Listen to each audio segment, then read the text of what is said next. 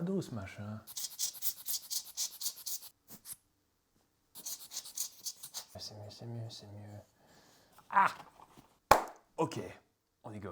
Et bonjour, soyez les bienvenus dans cette vidéo making of un peu spéciale puisque cette fois-ci, au lieu de s'intéresser au tournage en lui-même d'un film, on va plutôt parler de la partie effets spéciaux et là en l'occurrence, on va s'intéresser à notre dernier court-métrage, à savoir la théorie de l'Aspiro.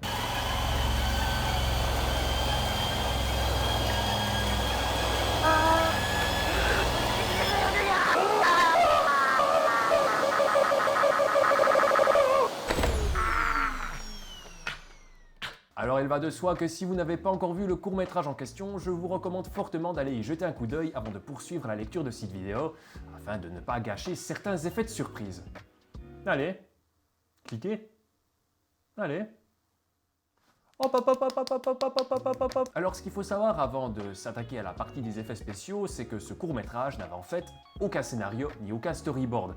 À part quelques idées que j'avais, notamment la chute du court-métrage, rien du tout n'a été écrit, tout a été improvisé le jour même avec mon pote Danny, avec qui j'ai fait le film. Au final, ça nous a pris une bonne journée de tournage pour pouvoir tout mettre en boîte, à l'exception d'un plan, un plan spécifique qui a été tourné beaucoup plus tard, mais ça, on y reviendra.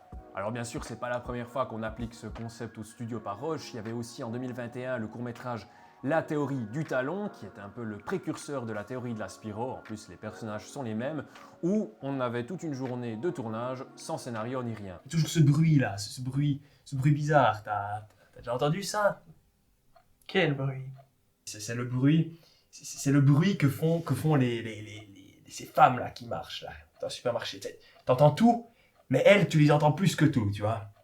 Alors certes, le concept est fun, mais parfois ça nous complique quand même sérieusement la tâche, surtout au niveau des dialogues, puisque comme il n'y a pas de script, eh bien ils évoluent à chaque nouvelle prise, ce qui est parfois compliqué pour rendre les discussions entre les personnages cohérentes. Mais en soi, le résultat improvisé est souvent très fun, notamment la partie clip show, où là je peux littéralement faire n'importe quoi et totalement m'amuser avec ma caméra.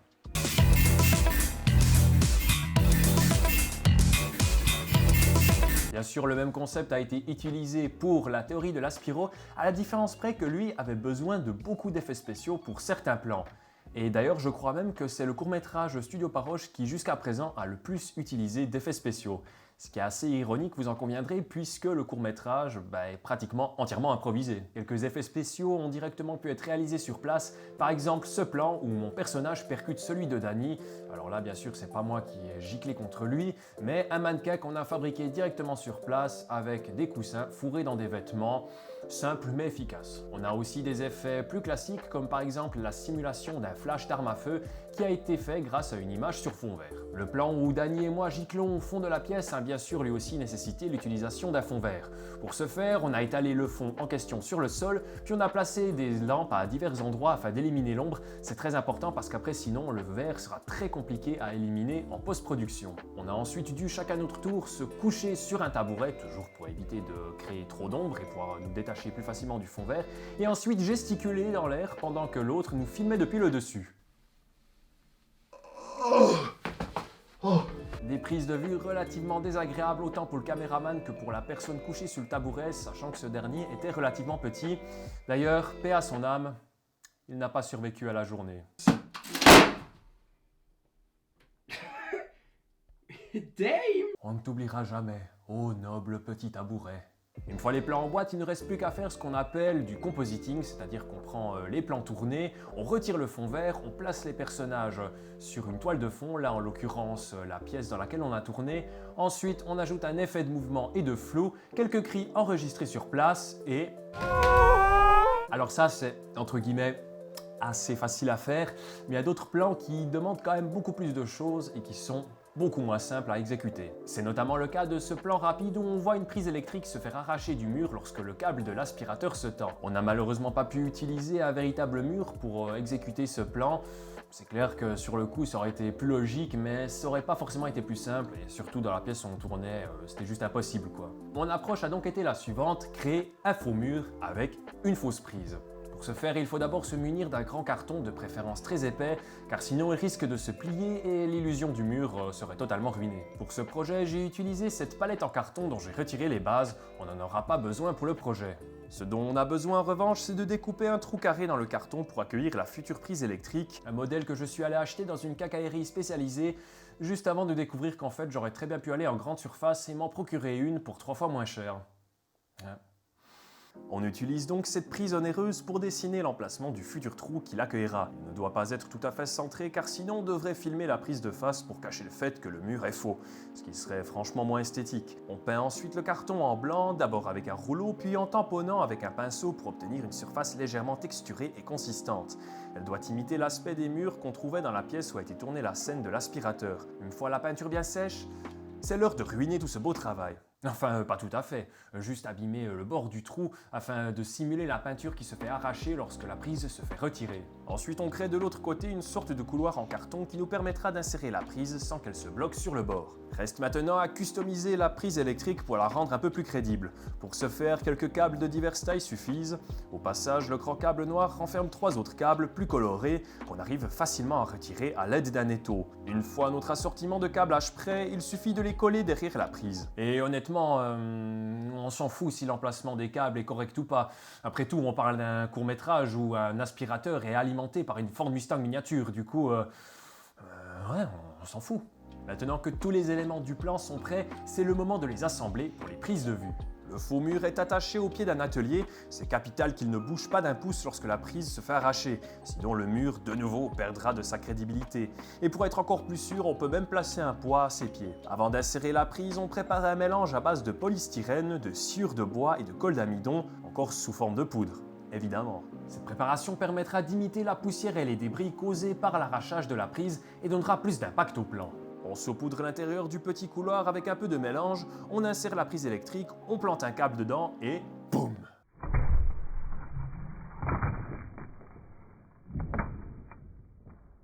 Pour réaliser ce plan, il m'aura fallu au final seulement 6 prises.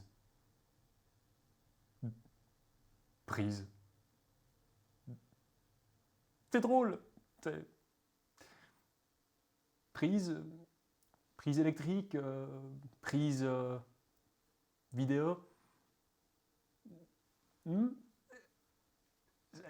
C'est drôle. Prise de catch. C'est drôle.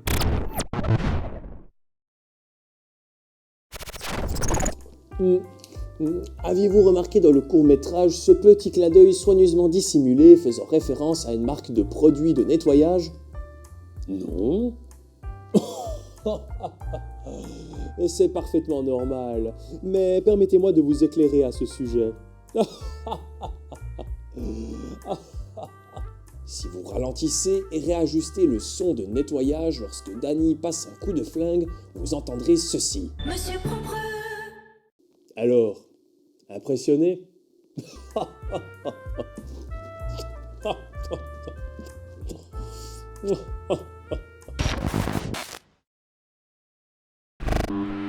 Le plan dont je voudrais encore vous détailler la conception est celui-ci.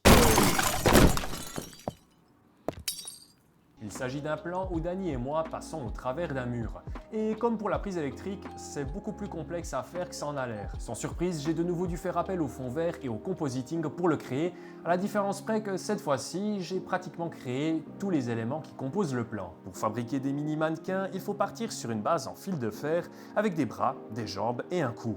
On recouvre ensuite nos squelettes avec de la ouate pour leur donner du volume. Là, ça se complique rapidement car il faut maintenant reproduire en miniature les vêtements des personnages. Pour le mien, j'ai utilisé un vieux t-shirt et un vieux jean. Pour Danny, comme j'avais pas de vêtements roses et gris foncé, j'ai pris un genre de ruban décoratif et un overall de chantier. On trace donc sur les tissus 2 fois la forme des vêtements puis on les découpe. Chacune des pièces est ensuite collée sur un côté du corps de manière à former un vêtement. On peut rajouter des détails supplémentaires comme par exemple une capuche pour le hoodie. J'ai même carrément reproduit les motifs imprimés dessus, totalement inutile, mais j'ai pas pu résister. Ensuite vient le moment de sculpter des mains, des chaussures et une tête. Bon, j'avoue ne pas être un excellent sculpteur, mais bon, tête moche ou pas, ça se verra à peine à l'écran. Il faut ensuite passer à l'étape de la peinture pour donner vie à nos petits personnages. On rajoute aussi des cheveux faits d'ouate qu'on peint également, on assemble finalement tous les éléments, et voilà le travail.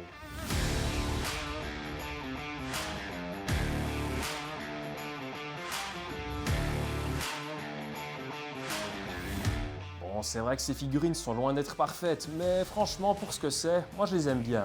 En plus, le fil de fer permet de recréer plus ou moins n'importe quelle pose. De quoi s'amuser un peu. Maintenant, vous vous posez probablement la question de pourquoi je me suis cassé le cul à fabriquer des versions miniatures des personnages. Eh bien, tout simplement parce que fond vert. Bon, cette fois-ci, au lieu de le mettre au sol, on l'accroche contre une armoire, on installe des lampes pour bien l'illuminer, on tend une toile, on lance un enregistrement et on lance les figurines. Et voilà, c'est tout. Enfin, pas tout à fait. Pour créer les débris qui accompagneront nos deux personnages, on casse des feuilles et des baguettes en bois en petits morceaux qu'on enfile dans un tube en carton. On souffle ensuite dans le tube pour les faire voltiger devant l'objectif. Enfin, quand ça veut bien fonctionner. J'avoue que cette partie-là s'est avérée un peu plus compliquée que le reste, mais bon, je suis finalement parvenu à obtenir quelques plans suffisamment réussis pour finir dans le montage. Le processus est le même pour le compositing, comme on l'a expliqué avant. On superpose les différentes images, on retire le vert, rectifie les couleurs et le mouvement, ajoute un effet de fumée, des bruitages, un tremblement de caméra et le plan prend soudainement vie. Mais attention, ça va très vite. Et là, vous allez de nouveau vous demander: tu t'es vraiment emmerdé à fabriquer ces deux figurines ultra détaillées juste pour qu'on les aperçoive à peine dans le résultat final? Oui. Bon, blague à part, quand on regarde toute la charge de travail que ça a demandé, effectivement, c'était peut-être un peu trop exagéré, mais c'est aussi ça la beauté de faire des films. On passe énormément de temps sur des petits détails que les gens ne remarqueront probablement jamais, mais dont nous autres, créateurs, sommes totalement fiers. Et d'ailleurs, j'ai tellement aimé le résultat final des figurines que j'ai décidé d'offrir à Dani celle de son personnage pour son anniversaire, en y ajoutant un petit quelque chose en plus, naturellement. Comment t'as fait?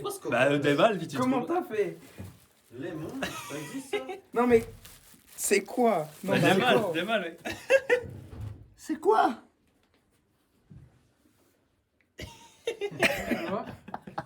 Ah mais attends, Mais c'est génial. je sais pas ce que c'est mais ça a l'air trop bien.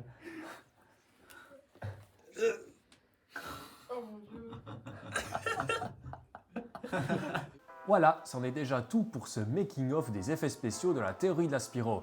J'espère que ça vous aura plu de découvrir un peu plus comment je m'y prends pour donner vie aux idées folles que j'imagine. Sur une note plus personnelle, travailler sur ce court-métrage aura été très sentimental pour moi, puisque c'est la dernière fois que j'ai dû fabriquer quelque chose pour un projet dans mon ancien atelier qui se situait ici, dans cette cave, où je suis actuellement en train de tourner. C'est ici où sont d'ailleurs nés la plupart des objets et créatures qui apparaissent sur la chaîne, que ce soit le fusil de l'apocalypse ou Jackson le héron tueur. Mais faut quand même dire que même si j'y ai passé un nombre incalculable d'heures, c'était de loin pas les meilleures conditions pour travailler. Il y faisait souvent très froid, la lumière était insuffisante, pour pas dire à chier même. J'ai maintenant déménagé dans un nouveau local bien mieux adapté dans lequel j'ai déjà commencé à travailler sur de nouveaux projets.